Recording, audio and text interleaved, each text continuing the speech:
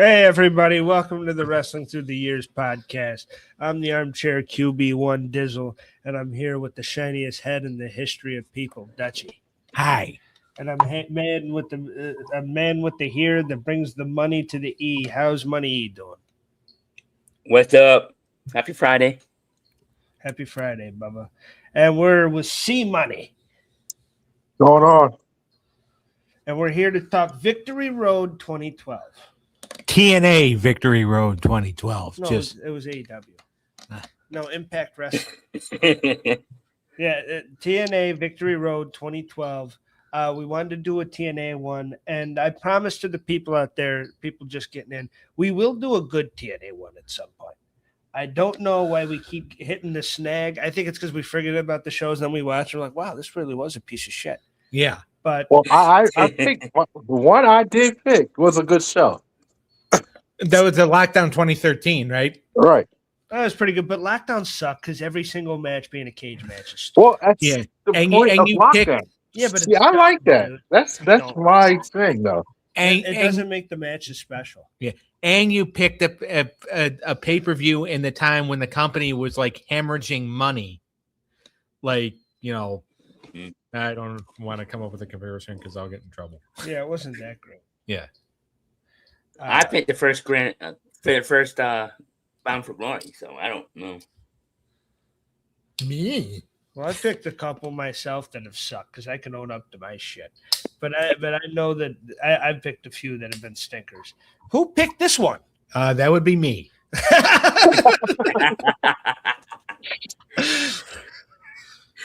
I wish you had one of those I the was so stinkers. ready to go with Eric. No, I Bound for Glory. No, he went Bound for Glory. This was me. This is Doug's. You were real adamant about this too. I don't. You won the coin It was a toss. coin flip too. Yeah. Yeah, Remember why we did I we- pick this? Clinton, We, real we quick, did a coin flip. are you going to be on the show in a couple weeks, Clinton? Not next week, but the week after. Or is it too soon to tell? Too soon to tell. Why? What's going on? Because I have a special episode, and you'd be integral for it. Why? What's all the big words, man? You would be a big part of this episode. The funny thing is, I was actually going to say, and he'd be a big part of it too. I was going to reveal it, but it doesn't matter. I'm thinking of a wrestling debate with you and Doug, and I want to do Sting. They want us to go against each other. And I want to do Sting versus Roman Reigns, and like 4 rounds, and like talk about their matches, their careers. Ah, If you guys debate, and me, Eric, and we'll bring Danielle back on to be judges. interesting. That Oh, one we yeah. could actually do on TikTok, too. Huh? That one we could actually stream on TikTok too if we wanted to. Yeah, we can do whatever. But it's just something I've been brewing. And we used to do a debate show called Settle It in the Ring sometimes. I think Yep. we should bring it back and do you and Doug for like 4 or 5 rounds. I'm down. All right. Now let's get on to TNA. You can't talk about the draws with the pay-per-views because they always did it in the same fucking place. Yeah, it was. Well, all right. Well, this one, yeah. Lockdown, Slammiversary, Bound for Glory were the big because they Big really four. didn't have a big 4. They had a big 3. Yeah, but they Oh, okay. never drew, bro. That's the thing about TNA. Well, no, what I'm saying is those would be the ones that would go in the other arenas. Yeah. Not in the Impact Zone. Yeah, but what did that? Victory Road wasn't one of their big ones. Their biggest draw was like a couple years ago with the WWE partnership. No, like last year. Yeah. Not even a couple years ago. And then before they fired everybody. Little Tommy got let go. Yeah. But no, I mean, there's 1,100 people here, which the crowd really does, because indie shows are great. There's so many. I'm not one of those numbers guys that diminishes a wrestling product by how many people are there. It does not have to be WrestleMania every time to put on a great match and tell a good story. But Yep. TNA is like looked on fondly, even by me. I think when you go back and watch a lot of it, like if you can get past the Russo, you have a lot of good wrestling. Yeah. But there's a lot of bullshit Russo in there. Hogan and Flair come in, but like TNA's history is not as like glamorous as people are trying to make it to seem nowadays. Yeah, they're like, oh, Yeah. they were an indie darling, and it's just like they were an indie, but they weren't a darling. No, like Ring of Honor was the indie darling. Yeah, because they were wrestling. But TNA had television, and that became a big deal. So because TV times, and people watch it, like they would get 1 million people at times. Yeah. So, well, the first episode when they had Hogan, they had like 1.2 million people. Yeah. So there you go. Yeah.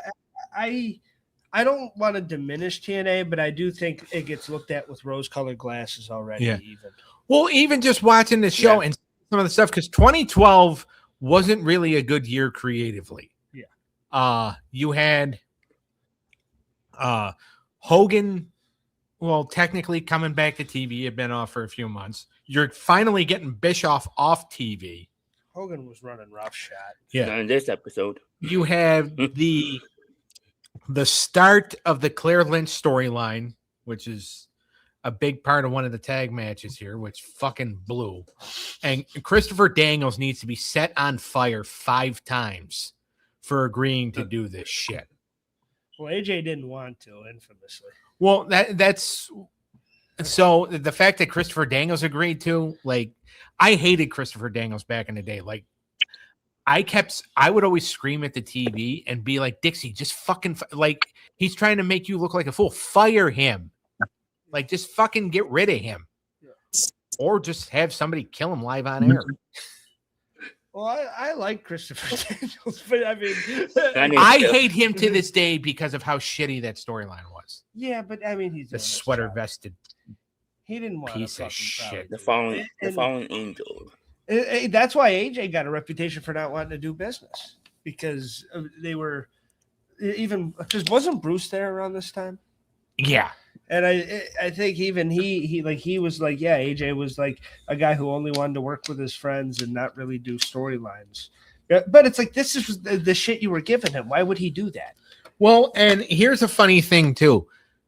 Bruce Pritchard was very instrumental, because you know how high they were building James Storm at this time. Yeah. Fat fuck was very instrumental in James Storm's push getting derailed. Because Bruce Pritchard felt like James Storm wasn't always dialed in. Now, I don't know if Storm was or not. I really don't. Anybody who has swallowed Vince McMahon's semen for over 30 years, I really don't trust their judgment. So I'm sorry, Bruce, but you're on that list. So towards the top of it. Yeah. I mean, nobody has swallowed his semen, Vince's semen, more than Bruce. Well, maybe Johnny Ace. Because even him getting fired wasn't by Vince; it was a Steph job. Well, the first time it wasn't even by Vince. It was that's this guy. what I mean. That's what I'm talking about. That was Stephanie for pulling out the gun. Oh, I'm talking about the second time. Yeah, the first time was John D. Filippino, or whatever the hell his name was. Bruce didn't like him. Vince is just like, he's going to help us with our television, so learn to like him. Bruce said no, so Vince gave John D. Filippino authority to fire him. Yeah. And again, and Stephanie is the one that fired him the second time. Yeah, but Vince was more integral into the first firing. Yeah, well, yeah, because Vince Sorry is to say that. It was more important to it. Yeah. Well, yeah, because Vince was just like, dude, like, shut up and accept him or leave. And Bruce is like, I'm not going to accept him. You go, okay, cool. John, if you want to, fire him. All right, cool. All right, let's get into this fucking thing. We're at the Impact Zone. James Storm and Bully Ray for the #1 contendership to the TNA World Heavyweight Championship with Lockdown. This was a real knockdown, drag him out. Didn't last long. Thank God you don't need that fat piece of shit on air for. He's another one I fucking hated. I thought those two could have did something more special though. I think it was just again, you're trying to build James Storm. Yeah. And this was after Aces and Eights, right? No, before Aces and Eights. Oh, before. Okay, I thought. I remember there was one kid in school when all this was going down who I would talk to during math class. about TNA because he was the only other kid that watched TNA in the whole the whole school. And I remember him being like, James Storm is the man, and he loved James Storm. Yeah. And nobody, I mean, Bobby Roode was great, and I'm glad he did get a world title run. I don't know if he was quite ready. But we'll get into it later. Yeah. I don't know if he was ready or not, but Eric, if you're talking, you might want to take yourself off mute. Yeah. I was eating. Ah, gotcha. I saw your mouth moving, and I figured, you are a blithering buffoon, so I figured you were talking while you're on mute. No, I was chewing. I didn't Can't want we to be chew, nice, man. people? Can't we be nice? Do you not know who the hell you're talking to? Yeah, no, that's why I asked. Can we? Mr. Mean. I don't know if I'm physically capable. I don't blame you because people say I'm not. I'm like the most hated person at my job. So yeah, that's actually my goal to tell you the truth. That's why we're having you two debate. Ratings are going to go through the roof. It's going to be awesome. Hey, my opinion matters, and YouTube seems to love it. The fans love it. Well, yeah. I mean, your TikTok video got what? Like 300 views or something like that. And then like the short that Eric put up got what? Over 4,000? 1,100. 1100. 11K. Yep. 11K or 11,000 or 1,100? That's 11,000. 11,000. God damn. Yeah. I know. AI is full of shit when they say that Eric and I are the heart and soul of the show. It's really you. Well, AI says I'm the anchor, keeps the show moving. Doug's the historian, which does track, analyst, and fantasy booker, which you don't do too much of fantasy booking, but actually you do. Money E is the sports-minded wild card, and Clineth brings the chemistry. That's what AI says. Clintus, the chemistry guy. Yeah. I'm Bill Nye, the science guy. Hey. All right. I wouldn't. I mean, this. It's hard to give it a rating because it was so fast. Yeah. But, I think it was effective in pushing James Storm, so I'll go 2.5 out of 5. I'll agree with you. I agree. See, I want to give it a 1 because it was dumb. I think they should have set it up differently. Like you had someone, I guess Dixie or whoever's in charge, finally give in to the demands. Yeah. And then set the match off later on. Not just have a squash match. Nah. Disrespectful. 1.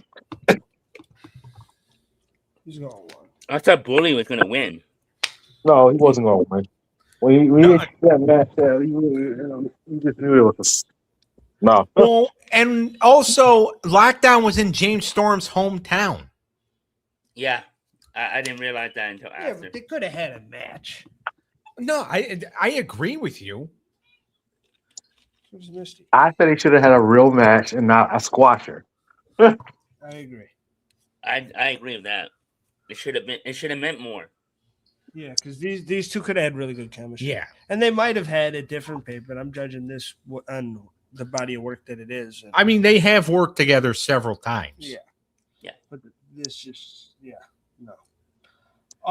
Austin Aries and Zema Ion, who's Jacqueline Wild now.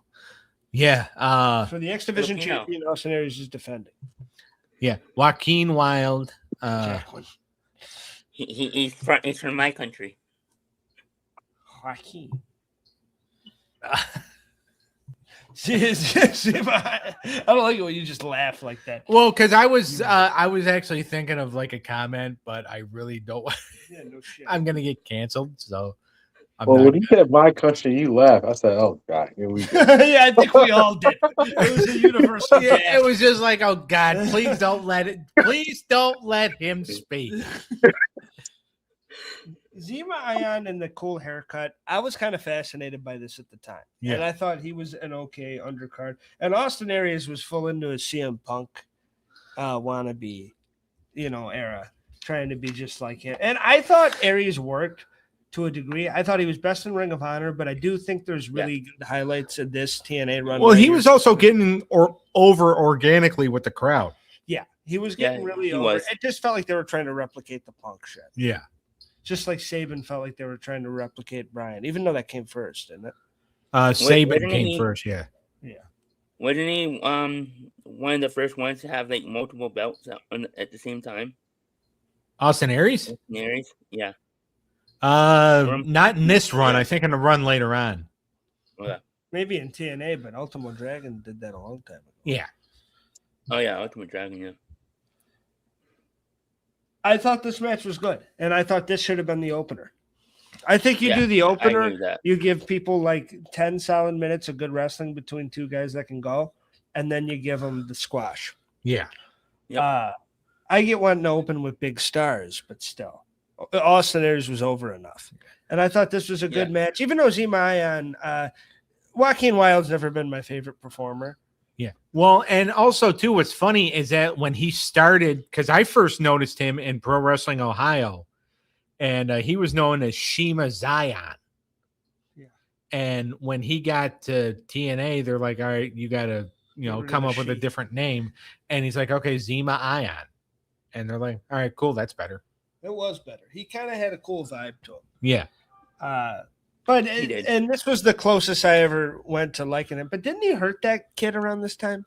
Yeah, Jesse Sorensen. He injured him the month before. Not blame, mistakes happen, but still. Yeah.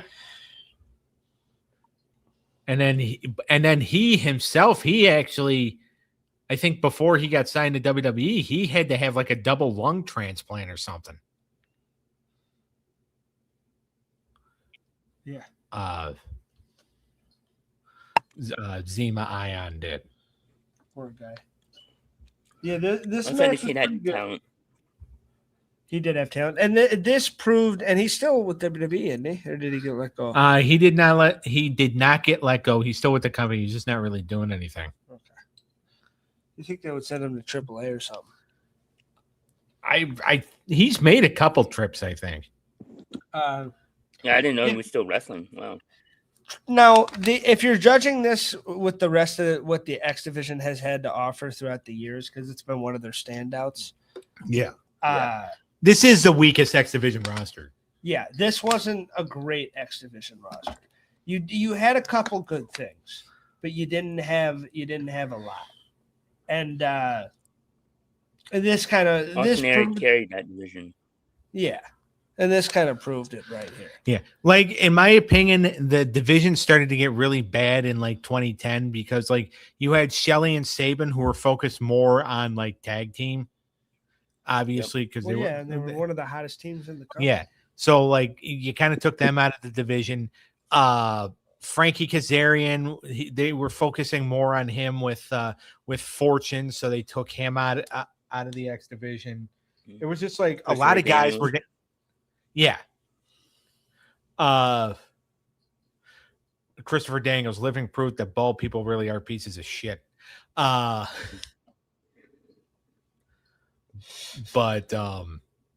yeah, and then you had certain guys that were because they were getting moved up to the heavyweights, and it's just all right. And now you have this new crop of guys, and it's just they're okay. Yeah, even Samoa Joe was in S division at one point. Remember that? Yeah, he was in the X division, and then I remember when Team 3D was in the X division, and that's when the fans were thought it was such bullshit. So that's when they're just you know what, we're putting a weight limit back on the division now. Yeah, I thought 2005-ish, 2006-ish is the best. Yeah, when you had all the Ultimate X matches and Daniels, Shelley, Saban, Jay Lethal, even Aries, Styles, all those guys, and even Kid Cash and shit. Yeah, they just had a way. Big Red, what's his name? Red, Amazing Red. Eric Bischoff called him mediocre Red. Not on this show though. I give this match a solid 3. I think they tried their ass off. Like I said, it was a weak division, but this was the best of what that weak division had to offer at the time. Yeah, I'll say 3 as well. I'll give it 3.5. I'll give it a 3. And Austin Aries wasn't that much of a piece yet. No, not. Because I'll never forgive him for not putting John Morrison over. Yeah. That was bullshit. Oh yeah, when he got up right after Starship Pain. Yeah. Well, he took the pin, but then he got up right after that. Yeah. And it's like, dear dick. Even though Rusev did that recently, I think. Did you find out? Yeah. Magnus, who has wrestled recently, he came out to Oasis at SummerSlam. Nick Aldis. Magnus and Samoa Joe. It's kind of crazy to see where these two would end up. Yeah. Going against Crimson and Matt Morgan. Which, and it's crazy that Crimson and Matt Morgan were probably considered to be the stars, or that they were the future. Well, yeah, they were the future, and then Matt Morgan would be done the following year. Crimson, like his push, just fucking like He sucked. Yeah, He blew. He blew so bad that he's an agent now, but with the NWA. Yeah, He was He's as an bad as agent? Armand Johnson. I don't know if he fucked up that much, but he wasn't. He just looked clumsy out there. He's like up there with the Vladimir Kozlovs. Crimson, if you're listening to this, you direct a lawsuit right at Eric Jacinto. You don't direct it at us. You could get sued for defamation of character for comparing somebody to Ahmed Johnson. His you know name's- that, right? His name's Buddy E. You're trying to get him Oh. doxxed by giving his full government name out there. Well, that's what I'm saying. I'm So he's I'm like, you throwing- make sure to go to Eric, middle name, and his social security is this. And it's like, Jesus. Hey, we don't want no problems, right? And this for let the record show. I said nothing. Yeah, Clinton said nothing. Why do you think I'm directing all the attention towards him? You always do. Poor Eric. Okay. Poor E Nasty. I thought Crimson and Matt Morgan, obviously, I thought they were interesting as a team, and I liked that better than what Crimson was doing. Even though him is Amazing Red's, like, what is it, brother? Or- Yeah, it was like it was his. He was Red's little brother. I like the gimmick of like, hey, I'm this little guy, I have a brother, and he's big as fuck, and he's gonna kick your ass. That was pretty cool. But this was a good fit for him to. It's just both of these guys didn't really work together as a team because Matt won green, but he never really picked it up. No. And because Matt had been in the business for years at that point, but he just never really got it. And like I would never really get it. I know I'm the armchair QB for a reason, so I'm not trying to disrespect Matt Morgan, but he never really actually picked up the craft and had a psychological element to his matches or anything. Right. He always felt green, even though he wasn't. He was there he was in wrestling for a while, but he never seemed to get it. And Crimson obviously never. I mean, he fizzled out quicker than a fart in church. And that doesn't even work for what. That's a whole different saying. He got over as well. He got over like a fart in church. Yeah, but he never really. He didn't pan out either. Both of these guys, even though I thought they looked cool next to each other, it was kind of like. What was it? What are they called? The Blade Runners, Sting and Warrior. Yeah, they were the Blade Runners. It was like when those two, and it's like they look great next to each other, but neither of them know a fucking thing yet. And one of them never would, and one of them, would know all the things. The legend. Yeah. But they're both legends, so I don't want to be mean. Yeah. These Crimson and Matt Morgan are not, and they look cool next to each other. My major point is they should have been in separate tag teams with veterans. Right. That's what these two need. Well, and that's the thing. When they started Crimson out, they put him with Scott Steiner at first. And then Steiner wanted to get out of the tag team thing because Scott Steiner hated being a babyface. Yeah. So, but he was in a babyface. Huh? He's nowhere near a babyface. Well, he was booked as a babyface. Well, there's an endearing quality about him now. It's like a meme in the Steiner math and the Samoa Joe. He's fat and all that stuff. Like there's sound bites and stuff that makes Scott Steiner very lovable now. But he preferred being a heel. Yeah, he like hated many people. He hated being a babyface. So that's why they're just like when they're like, all right, well, you're going to guide Crimson, and he's like, all right, well, turn him heel. Let's be honest, like real professional wrestlers that like to get this, and I don't want to, I mean, this is a hot take, but because they're all real professional wrestlers, but the professional wrestlers that want to tell the best stories and really put on, really love being heels, and the ones that really want to sell a lot of merch and fucking make a lot of money in the business are the ones that want to be the baby faces. Yeah. Because that is the only perk of being a baby face is you sell more merch, and merch money means a lot. So, but like Triple H, because he always knew he was going to be in the business forever. So he always wanted to be a heel. He didn't care about them. And he could still sell merch because he could market himself as a cool heel. But yeah, and the Triple and the King of Kings and all that. He still could market himself geniusly and sell stuff. But a lot of baby faces just want to be baby face for that check. Even Punk said when they turned him for the whole Rock thing, he didn't want to turn because he wanted to keep that merch money. Yeah. I mean, it makes perfect sense. Yeah.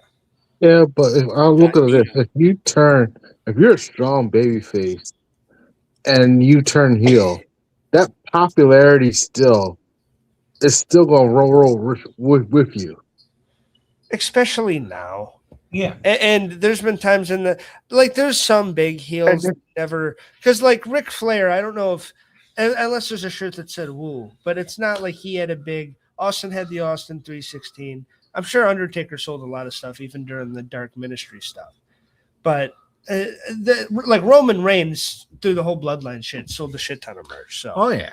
There is heels. Well, all right. Look at Roman Reigns when he was forced to be a babyface, and everybody hated him, including a bunch of assholes in Philadelphia. Yeah, you know what? Why don't you let that go? Let's let it go. Let it go. Almost in every episode. I'm surprised AI didn't bring that up. Let it go. All right. We booed. I was there. I even booed him. All right. Yeah, now you love him. Yep. Yeah, but that does go to show is that like he was cast in the wrong. I'm talking Roman Reigns, not Cliniff. He was cast in the wrong role. Yeah. And then once like the pandemic hit and you go and he comes back as our tribal chief. Tribal chief, this new heel character, everybody seemed to love. Yeah, because they were he was finally getting cast in the role that was meant for him. I'll tell you what it was. It's the fake teeth. Ever since he got those fake teeth, he's been a star. Ever since like the pandemic and he came back with fake teeth, he has been a huge star, and you respect him. When he had those kind of fucked up teeth, it's like he's not a star. Now he's got those shiny things that you can see, like they almost mess up my glasses when I see him on TV. They're so shiny. But you can tell they're expensive. It costs more than everything me and Doug own. Yeah. But, go ahead. I'm just saying that it's not babyface, it's not heel. It's how you're cast and how you present your character to the fans that's going to make them want to buy your merch or not. That's all. To an extent, but I feel like you have to jeopardize some stuff and become a cool heel. I don't think a pure, like the Miz could never sell shit, and he was a very effective heel. Oh, yeah, well, no one bought those I'm awesome shirts. No one bought those. But he was a really good heel. He was a great bad guy, and he was so good and so annoying that you don't want to buy his stuff. If you're like a badass Triple H sledgehammer heel, yeah, you're going to sell some stuff. But if you're like a chicken shit heel or a weasel or like Bobby Heenan never sold nothing as a manager, like Nick Bockwinkel and the only time, especially heels, especially in the age of the action figures, like heels were able to sell action figures because you had the little kids that would like buy them to have them get beat up by the fucking have him take punishment, like you're using like the figures of the babyface guys to beat the shit out of these heels. You're letting the fucking dog eat it and then shit it out. Like who's the really good heel? Drew McIntyre? Like he's not MJF. selling. What's MJF selling? Who's buying MJF shirts? He's selling scarves. Yeah, but come on, bro. How many people are in the crowd with that scarf? Yeah, that's true. Yeah. I mean, MJF at a time was a good. Now it's a time where you're a good heel, but you gotta learn how to balance it out. Like he's going way above what Well, it is. He's yeah, making he a is. He sickening, is. to sickening point. It's like he's copying right now with this title run, the CM Punk storyline with the X title, the real champion. Yeah. Yeah. That's all they're He is. doing, recreating that CM Punk drama of that 3 years ago. Yeah, but CM Punk never actually lost the title. Yeah. Whereas MJF did. Right. But yeah, he is going over the top. I think it's because his babyface run was so not well received, and people just, even though their fans liked it, a lot of people were like, "Why is he kind of a Well, good kid?" you want to know why the babyface run didn't go so fast? Because it ended so poorly. It Improperly. it, it, ended, Yeah. it ended with a cliffhanger to the point that the guy never returned back to the ring. Well, yeah, Yep, Adam Cole. when you put a guy that, I mean, I love Adam Cole, but he has looked sick for the longest time, and to have a guy that's Yeah. like just Whose skinny ankle bone- is fucking shattered too, by the way, Well, and the at guy's- that time. To quote Theo Von, the guy's ribs and dick, like he's the skinniest guy I've ever seen to be like the Yep. main, even in the main event of All In, like he's a toothpick. Like I've never seen 80,000 people come to watch a toothpick before, but they did it there. And I love Adam Cole, but he just like Yeah. physically he has broken the fuck down, and it happens to the best of them. You know, it's happening to me. I'm only 28 years old, so I'm not disrespecting him, but his body has broken down so much to where he just couldn't. Yeah. Not only doesn't he have the look anymore, but he couldn't physically go. Yeah. And Tony really wanted him to be one of the top guys, and you can't blame him. Adam Cole, bang or boom or whatever. Yeah. And people love it, and he was over. And NXT, they loved him. Before that, they loved him. So I get wanting him to be a huge star in the brochachos, but it just was never going to work because you needed somebody else in that role. You needed someone that could go. Yeah. Not to say more reliable, because I don't think he's unreliable. I just No, think he's not. His body just doesn't. And again, I'm not going to say anything either because I throw my back out after I fart. So, I'm not necessarily in the best shape either. But what match were we on? Dude, we're going that's how you can tell his pay-per-view sucked. Yeah. Magnus and Joe against Crimson and Morgan. This tag match, Joe and Aldis were trying, but Jesus Christ. I actually like Joe and Magnus as a team though. They were a cool team. I just never bought him as a kid. Well, like not even, and I was kind of growing up at this point. I was like a teenager, but I just was never. When I would see him on TNA, like I kind of put him with the fall of TNA a little bit as like his push. Aldis. Oh, Magnus. Yeah, like I did for the longest time. And then I watched the NWA when they're on YouTube, and he was the champion, and I saw the match with Cody, and I'm like, oh, this guy is really good. But before that, like when TNA started getting really bad, it seemed like he was on top, at least at the time for me when I was young. And I was like, I like just put him with the bad product, which probably isn't fair. But so I never really thought that. What's his name? They were the UK team. Yeah, him and Doug Williams. Yep. Yeah, British Invasion. Yeah, British Invasion. And you got to remember also too, he was still pretty young at that time. He was 20, 25, 26, I think, at the time of this. Yeah. Yeah. Well, and Doug was the better wrestler at the time. I mean, I was okay. But Williams could go. Oh, he was fucking fantastic. Aldis had more charisma even then, but yeah, Williams could go. Yeah, I'm going to give this match a 2. I'll say 2.5. I'll agree with Doug. I want to give it a 2 as well. The cat just yelled at you, Eric, for agreeing with me. She's like, no. Now we have the former Reverend Devon, former Dudley for former Reverend, against Robbie E., the Jersey Shore ripoff who's still in NXT somehow. Well, because he's a general manager. He's Robert Stone. I know, but the fact that this man's still in the business shocks the fuck out of me. No offense. But Yeah. but at least he's in like a manager role. He hasn't put on a pair of tights in like 6 years. My favorite thing I've ever seen him in is that they didn't even make television. That clip they did with Cora Jade and Roxanne Perez when they mimicked Shawn Michaels super kicking Sean Spears. Like, I just kicked Stan. But she super kicked him, and she's like, I just kicked Stone. That's the only thing I really know about him.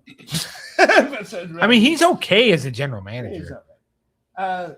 And Robbie T, old Rob Terry, which was another failed experiment, was behind him for the TNA Television Championship, which is probably the least prestigious TNA belt. Did they even speak to this? Or did they It was change that one? It was the Legends Championship at first. Legends title, global title, then became the TV title. Right. Why is the cat arguing with me? He's just stretching. I don't know. This match blew.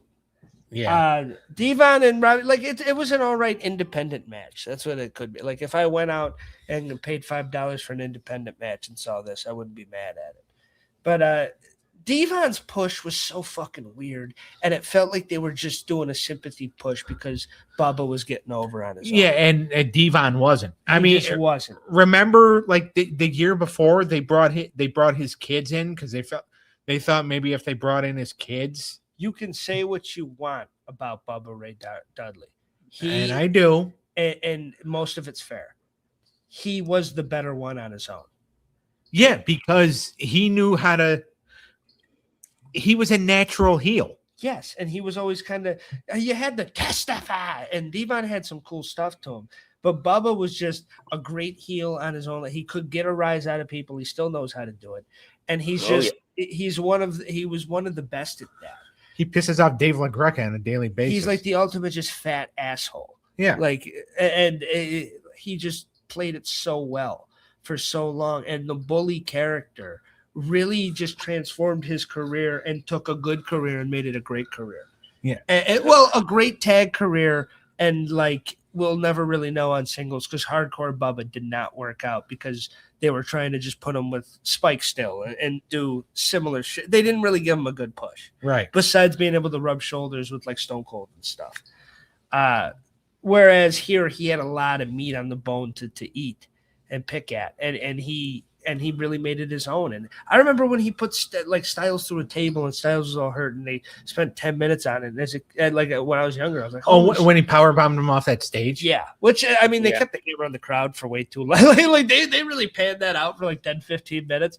But it was impactful. And it's like, Bully's here now. Like, he's a world title contender. He could be something. And you never felt that from Devon. Right. So this match, I'm going to give a 1. I'm going to agree with you. And I'll say this about Devon. Like when they're trying to get him over by having his kids on screen, but then they're like, you know what? We're going to turn his kids heel and having them side with Pope. It's just like, all right, it was dumb. It was super dumb. Yeah, that's just, I forgot about that. Wow. Well, you forgot about it because it sucked. Yeah. Now for the knockout I'll give this a 1 too. Did Clinic go yet? Probably the worst match on the card. I want to give it a 1. Yes, this no, I wouldn't say the worst. I'll say second worst. This is up there with the Squatcher. I don't like having 2 Squatchers in a pay-per-view. And they're both Dudleys, except one won. Yeah. All right. Gail Kim and Madison Rayne for the Knockouts Championship. This didn't get a lot of time, but it was good. It was really good, Right. even though you had 2 heels. And Gail Kim recently did an interview with Jeff Jarrett for his podcast, and because she was one of the people not interviewed for Dark Side of the Ring, so they're like trying to get her thoughts and stuff. And she talked about Jim. Conrad asked her about Jim Cornette and Vince Russo. She goes, "I'm going to get into a lot of trouble with both of these guys because I like them both, and I don't know if they're okay with that." And it's just like, yeah, because like she was very fond of both guys, but they hate each other. And Cornette doesn't like anybody that talks good about Vince Man, Russo. you talk to that shit stain, you're dead to me. Yeah, even though she fucking adores him. Motherfucker. Yeah, everybody adores Jim Cornette. Gail Kim is awesome. Gail Kim is awesome. She's one of the. I mean, she is the women pioneer. She was always better than Trish in the ring. Yeah, I mean, she Oh yeah. she just 100%. had to utilize it here, and she's what made the Knockouts division so special. And people say that Knockouts are the precursor to the women's revolution. I totally agree. Yeah. Even though they had some dumb diva shit in there, they had a lot of women that could wrestle and put on great matches. And Gail Kim was among the best. it's just a shame that her WWE run, for me, she's known for basically two different things. One is her fucking breast implant exploding in a match with Trish. And then the other thing that I remember her for is they started off, they actually made her Daniel Bryan's girlfriend on TV. And, Yeah. And Wow. the only thing she really did was she caught him, is basically the Bellas were arguing and they were going into the locker room to see which twin he liked better. And you see, him and Gail Kim making out and her bare feet on his crotch, which I think a lot of guys were very envious of at the time. Not that I'm trying to speak from experience or anything. But What's your feelings hurt, Doug? moving on. Another thing I remember her for is when she was on her way out, being in that battle royal and just rolling out and leaving. Yeah, she's just I'm out. I fucking love that. She's like, all right, I'm done with this fucking company. I'll be an Impact on Thursday. Gail Kim would thrive in this era right now. Oh yeah. Like I said, she's one of the reasons for it. And Madison Rayne will always go down as very underrated. To whereas, in The Beautiful People, Angelina Love was a very good wrestler. Yeah. But Madison Rayne was probably the best wrestler in that group. The only thing Madison Rayne ever did wrong was marrying Josh Matthews. Only thing she can never be forgiven for. They're still married? I don't know. I don't know if she's smartened up or not. You rooted for him on Tough Enough. But she was hot. So. Yeah, and then I listened to him do commentary and realized how bad he sucked. And then fucking and then he ruined his own fucking career. He had a really good job on that post show, and then he made a comment about Natalia's dead cat, and then he gets fired the next week. Yeah. It's like, stupid son of a bitch.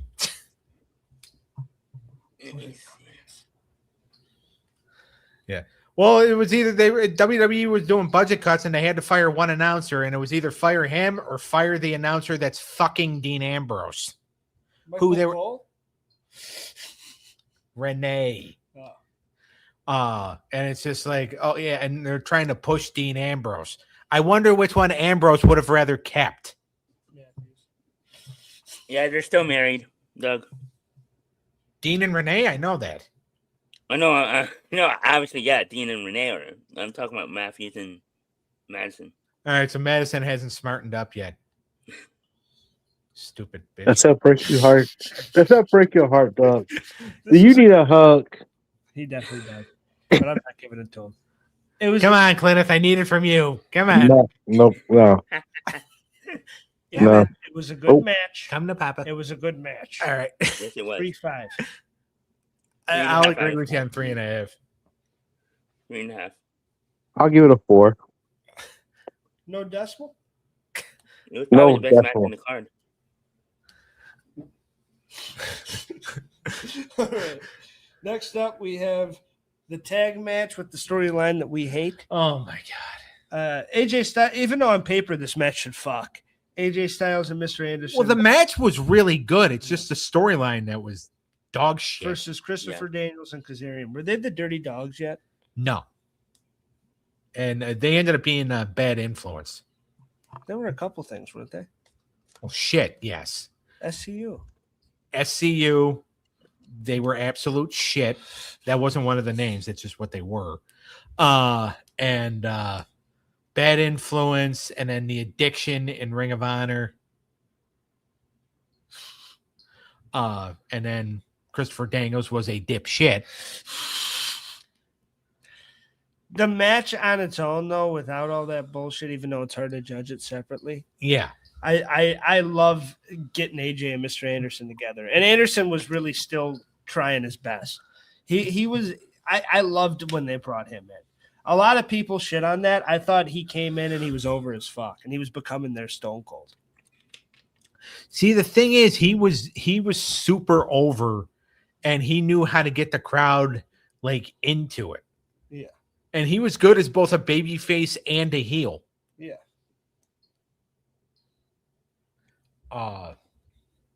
And I liked the match like as a match.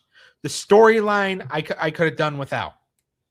Yeah. And like them coming up with the idea and like AJ Styles didn't like it. Duh. He shouldn't have liked it. He was married. Anybody that liked this storyline is fucking stupid. Bruce Pritchard. Fucking idiot. I think I used a bunch of words on him earlier. But like anybody that's going to judge AJ for not liking this storyline is the dumbest motherfucker on the planet.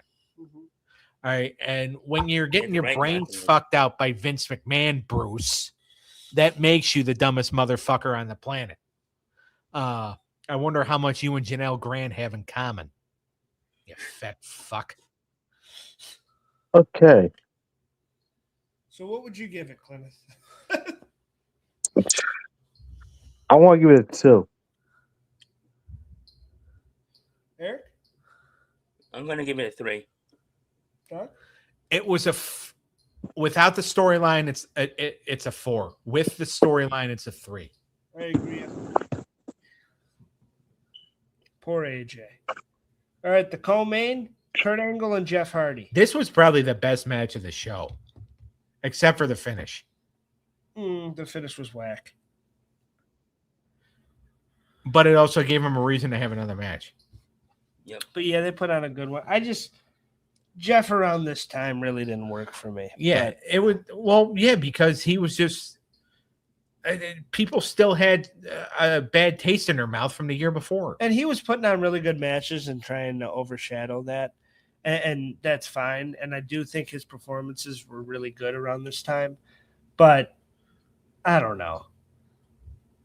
And Kurt was going through a tough time himself. Yeah, But they both could prove that when they got in there, none of that mattered. right. I'm going to give it a 4. I'm going to agree with you on the 4.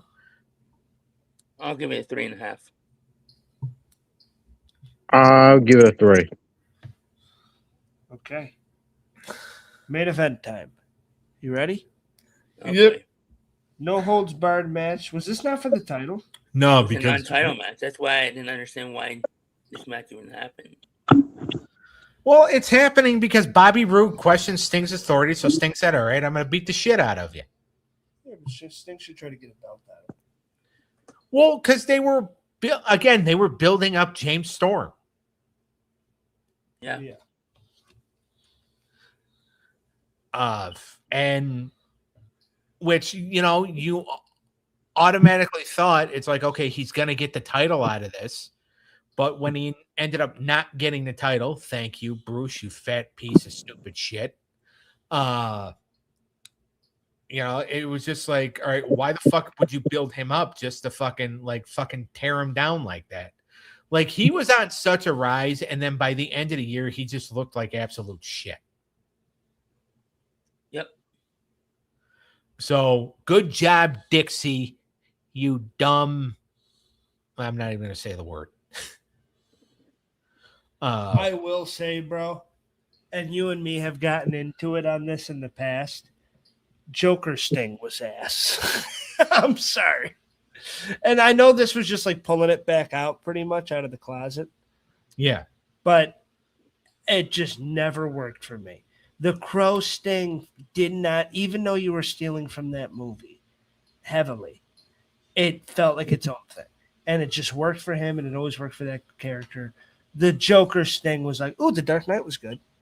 And it was like years after the Dark Knight too. Yeah.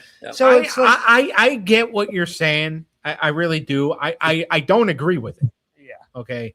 But I understand what you're saying. Yeah, you and I have gotten into it before about it. But I don't feel like getting into it now. I agree. I agree with Daniel.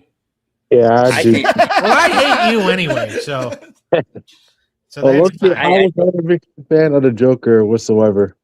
I get why you think it's an evolution of the character and that Sting's really Well, good at because evolving. it was not necessarily an evolution, but it was like another step to the character. It's like, okay, he had been this version of Sting for so long that okay, we have to do something. He felt like he had to do something else. Okay, he's already ripped off the Crow. What other movie can he rip off that's got like that kind of face paint? Oh, The Dark Knight Joker. was a pretty big movie, even though it was way too fucking long, and you switched villains halfway through because Heath Ledger had to be a selfish piece of shit and die, so you had to switch villains halfway through the fucking movie. Now you're gonna get us. Now the internet hates us after that. Oh Jesus Christ! I can't believe you took a swipe at Ledger. But I this, hope that's not short. we might edit it out. No, I'm just kidding. But it was too much of a ripoff, and it was Yeah. too why so serious. Well, yeah, because you knew exactly what it was coming from. Yeah, The Crow, I mean, Yep. was on the nose in its own right, but it still felt special in terms of wrestling. 'Cause Well, yeah, because the movie itself only made $50. yeah, so it was more of a cult classic, and like Raven was inspired by that, and a lot of other things too. Yeah.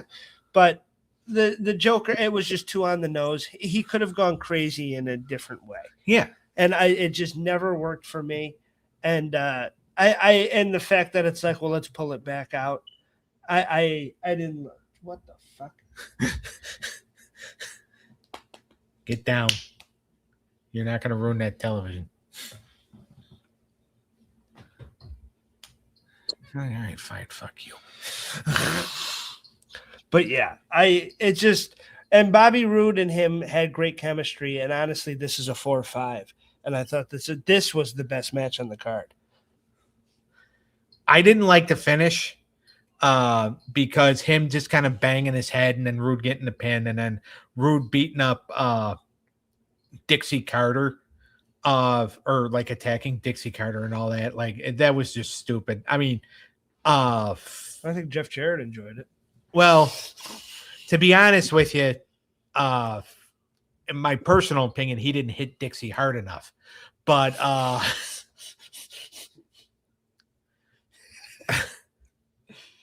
You're doing great. oh yeah. Yeah, I like this match. The finish was whack. TNA didn't have great finishes. Russo was still there, wasn't he? No, he had already been fired. Okay, but Bischoff and Hogan were still running around. Oh yeah. So there you go. This whole pay-per-view's whack finishes, but I thought between the ropes and the brawl itself, I enjoyed it, and I was entertained by it, and I love Sting. Yeah. So maybe not a 4-5. I'll drop to a 3-5. I'm gonna say 2.5. One. I'm gonna say 3. You hated it? Yes. This wasn't no. I feel like Clint, the way he just said 1, he's trying to get us to change our answers to 1. No, I'm not. He's like, you're gonna say 1. You're gonna say one. You gotta say one. This was like it made no sense. How wasn't the line? It just wasn't story. It just wasn't there. I mean, no. Yeah, I figure you could have done so many different things than this. Eric, right? you know he was joking when he said change your answer to 1, right? We were just being sarcastic. Not Yeah, I actually know. change your fucking no, because it sounds like you're getting ready to change your answer to No. 1. No. I disagree that I wasn't feeling this match either. Or the You storyline. fucking follower. Jesus. I still think it was a decent match. The cult of Clineth. Well, I'm sticking with a 3-5. I'm still sticking to 3. I'm sticking to 2.5. My overall thoughts on this show is that we need to pick a good TNA show soon. Amen. Amen. This era, I remember this era. I think when Hogan and Bischoff first came in, it wasn't terrible. But then it became terrible. And Well, this- yeah, because they got power. and I think this just didn't. I like the early stuff though, I a little bit, and I didn't like this, and I just nothing really worked. You had some really good guys like Hardy and Angle kind of saved it, and just having Sting on there and AJ, but yeah, the storylines were muddled. The matches didn't really get enough time to. I mean, they did, but the squash at the beginning was stupid. There just wasn't anything special here. So I'm going to have to give it a 3. It wasn't anything to really love. Yeah. It wasn't much meat in the bone here. I'll go next. Go next. Yeah, this was a below average pay per view. It was It very felt more like a absurd. TV episode of Impact more than anything. There wasn't any interesting stories in my opinion, but I'll give it a 2. Hey, Clintus, you want to go next or you want me to? You can go. All right. I don't know what the hell I was thinking by picking this thing. Brother, I think we would have been better off doing Victory Road 2011 with the drugged out Jeff Hardy. no. We couldn't find that one. I think that's why you picked this one. So Oh yeah, we can cut you some slack. so YouTube It's just- probably took that one down. well, duh. Do you really think they want that out there? It's like, oh yeah, watch the worst main event in wrestling history. And they'll be like, what? You don't own the rights to Halloween Havoc 98 and Hogan and Warrior. But there's so much potential. They had a really good roster. They just didn't know how to execute. And Jeff Hardy and Kurt Angle had a really good match. But yeah, I'm gonna say 3.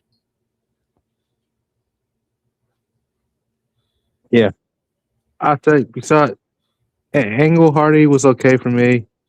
The women's knockouts title match, okay. I'll maybe throw in the X Division title, but everything else was a squash and a huge letdown. Boring, and I had to watch like twice because I fell asleep the first time around. Yeah. I I had to literally, rewatch it a couple times too. I literally just got finished rewatching it a half hour before we started watching the show. That's Yep, funny. I had to A rewatch true it a couple professional, times. folks. I got bored. So if that's not telling you something, because I tried, I said I was you want to see if I could get people on TikTok live, but I wasn't gonna do that. you I'm guys should sorry. join. I'm sorry. You sorry. should join in on the weekly Raw watch along. So they're kind of interesting, and the pay per views. Yep. That's true. You know I'll be joining. We haven't done this yet, right? No, we have not. All right. Next week, Eric might not be here. If you are, So that's cause for celebration, right? what we are going to be doing in the spirit of Money in the Bank season's coming, right? Money in the Bank is in October. All right. Well, that's soon enough. What's the next pay-per-view? Sunday don't have night's main one. event. Yeah, fuck that. We don't have. Nice. Technically, Money in the Bank is the best pay per view. So there you go. Well, actually, Heat Wave, if you want to be technical about it, because they want to go Heat against Wave and then Worlds Collide, which is the WWE AAA thing. Is Heat Wave NXT? Yeah. Man, come Yeah. on. They're But going up CM against Punk will Owen. defend the title at Worlds Collide. Yeah. Yeah. But he's going to win. Yeah. All right. Money in the Bank 2014. I'll still watch it just in case I. You and me watched that live down here. Yeah, we did. That was when they had to crown a new champion because Daniel Bryan got hurt. Yes. Because And they rely on an old horse. And I remember a lot of people being mad because there was a lot of great options in that ladder. in that particular match to begin with, like you had Roman, you had Orton, Bray, Cesaro. Cesaro. Oh yeah, Cesaro and Sheamus were both in it. Yeah. And then you had Del Rio. who would then end up getting fired from the company just like a few weeks later because The whole he page. no, not the whole page thing. He got fired that time because one of the IT guys, one of the like social media guys, made a racist remark towards him. He didn't like it, so he slapped the shit out of him. And they were gonna fire the guy, the social media guy, but he threatened to sue the company if they fired him and not Del Rio. So they fired Del Rio instead. Well, there you go. Because Triple H also didn't like Del Rio to begin with. So he's Well, he turned out to be a good judge of character. Yeah. I went to the 2013 Money in the Bank. That's So That was did my Clinton, first ever right? Pay-per-view. Yeah. I went to one of them. Yeah. Clem, did you go to? Yeah, it was Money in the Bank. Yeah, I went Yeah, to it was. 2013. That was my first ever pay-per-view. That's when Randy won it. That's Cena and Mark Henry after Mark wore the salmon jacket. yeah. That wasn't my Money in the Bank. Was it? Oh, what's that one in Philly? Yeah. That was my first ever pay-per-view. I went out with my brother. All right. What are you doing on the cartoon show, Doug? All right, tomorrow night, 6 p.m. Eastern time. It is the group gauntlet on Animated Hour of Power. It's gonna be a big one. Eric may use one of his powers, or he may wait until he wins 4 more before he finally fucking uses one of them. Wow. No, He's got I'm 3 gonna use power. it if He had they the don't opportunity use to it, and lose that's one, what- use one of them last week, and he's like, "No, I'm not going to do it." And we're like, "Why not?" He goes, "Because I want to win another one first." It's like you have 2. Well, I want to have 3 before I use one. Oh God. He wants a guarantee. Unless you go to me first, then I'll. What? Clem knows. I want to guarantee 2. Yeah. But you're becoming corrupt with power. All you need is a blonde wig, a blue suit, and orange skin, and we can compare you to somebody else. But all right, so tomorrow. Please don't ever do that. Well, don't get the blonde hair, the blue suit, or the Cheeto skin. And we won't have to. So, all right. So tomorrow on Animated Hour of Power, Gargoyles or Ninja Turtles and Gargoyles are going to start. Mask will come in 3rd. X-Men the Animated Series will come in 4th. Real Ghostbusters 5th. Thundercats 6th. Voltron 7th. And Cops will enter last. It is a 47-point sweeping bonus, so it's going to be somebody could end up as either a 1 seed in the series, or they can end up in the top 10. Anything can happen. I know a lot of people that I've talked to, there's a certain match they are hoping that they get, but I am sworn to secrecy until we actually get there, because Eric has been known to disappoint our fan base. I think I know what it is. So. Yeah. So, all right. Well, fan base, you're screwed. All right. We'll see everybody next time. All right. Eric, do the clipping. Bye-bye. Yes, sir.